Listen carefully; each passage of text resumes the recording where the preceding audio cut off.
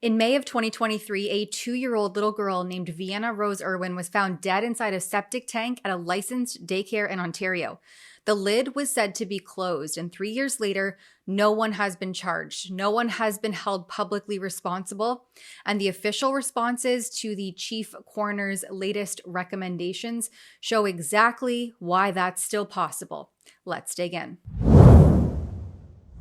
I have gone through every single reply that was sent back to the coroner's office from the Ministry of Education, Municipal Affairs, Public Health, the College of Early Childhood Educators, and the industry groups. And what they reveal is pretty discouraging. Before I walk you through their responses and the coroner's report, let's go through the facts. A toddler died in a regulated childcare center in Baltimore, Ontario. Not in someone's backyard, but at a licensed facility where parents are supposed to be able to trust providers to keep their children safe and alive. The coroner did a review, not even a full inquest, and here's what he found. 911 was called at 5:17 p.m., 2 minutes after Claire Irwin, Vienna's mother, arrived to pick her up and discovered that she was missing. Emergency crews arrived on scene within minutes and began searching the property. First responders were alerted to an opening in a septic tank located inside the fenced toddler play area, where Vienna was found, ultimately in the septic holding tank, without vital signs. The daycare itself had been licensed since 2011, operating with 10 employees and caring for up to 27 children. On the day of the incident, officials say staffing ratios met provincial requirements, but the coroner's findings point to critical failures surrounding that septic tank, specifically the access point located directly within the toddler play area. The report states that one of the tank's 3 lids was accessible from the playground. It was designed to be secured using 4 vertical screws and 2 additional horizontal safety screws. Investigators determined that at least some of those safety screws had never been installed, not once since the septic system was first put in place in 2011. Even more alarming, the coroner found the lid had been insecure, with screws missing for at least 6 weeks before Vienna's death. The report also found that none of the septic access points had a secondary safety barrier installed beneath the lids. That's a safeguard designed to prevent falls if a lid becomes loose or breaks. That secondary protection is now required for all new septic installations in Ontario.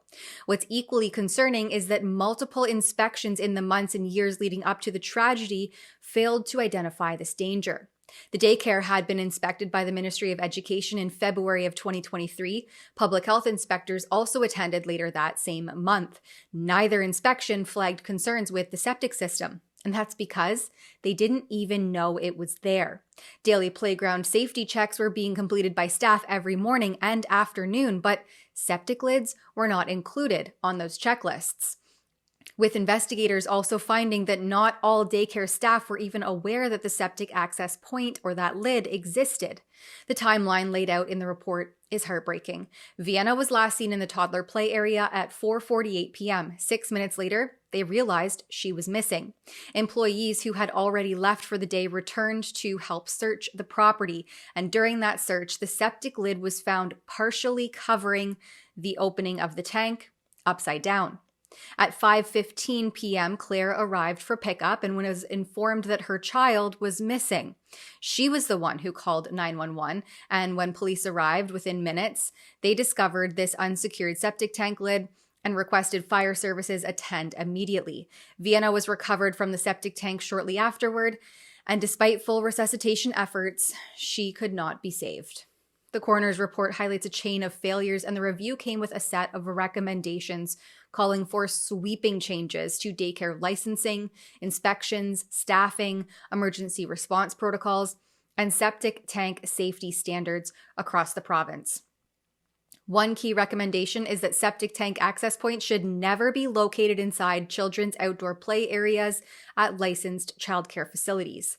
Where septic systems are present on a property, the coroner says all access points should be fully secured, equipped with secondary safety barriers, and made completely inaccessible to children, ensuring compliance by adding septic access points to the childcare licensing requirements checklist.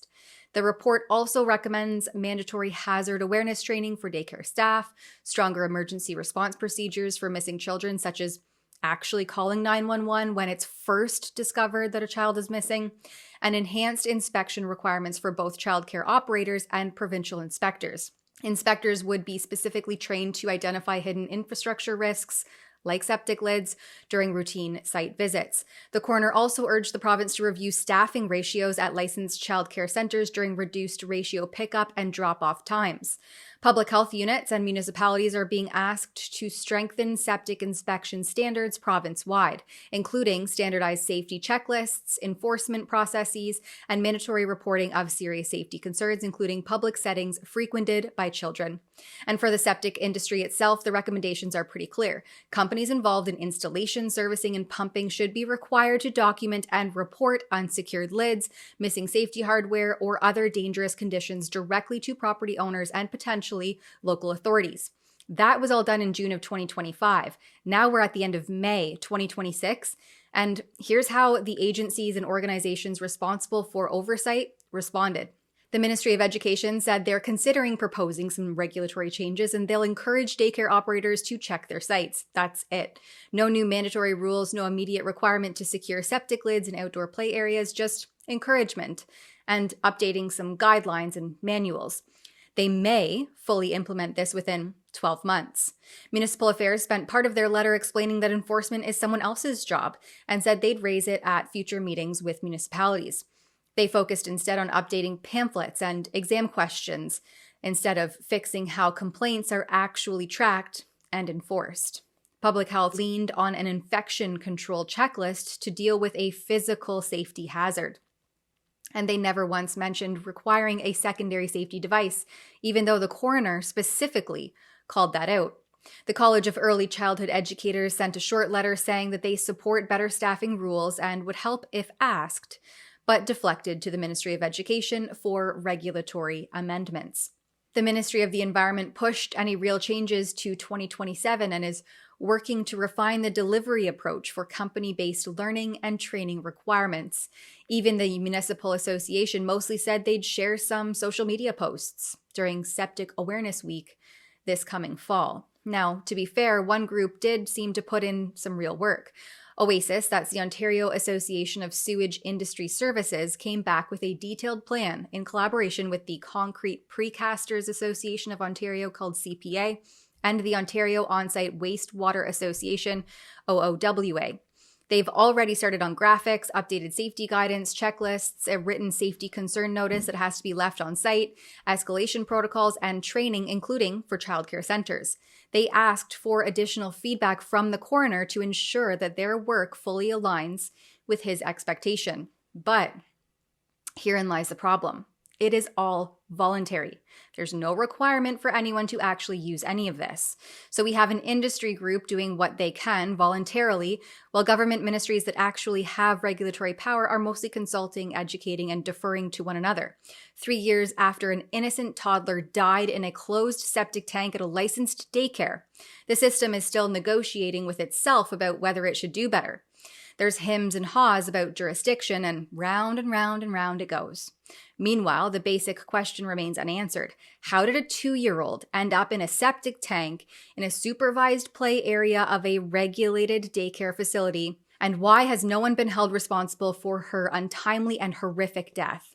When you piece all of this together, these agencies move at a snail's pace, avoiding accountability, skirting hard decisions, and treating a child's death like a policy file instead of a wake-up call that demands urgency. Vienna Rose Irwin was 2 years old.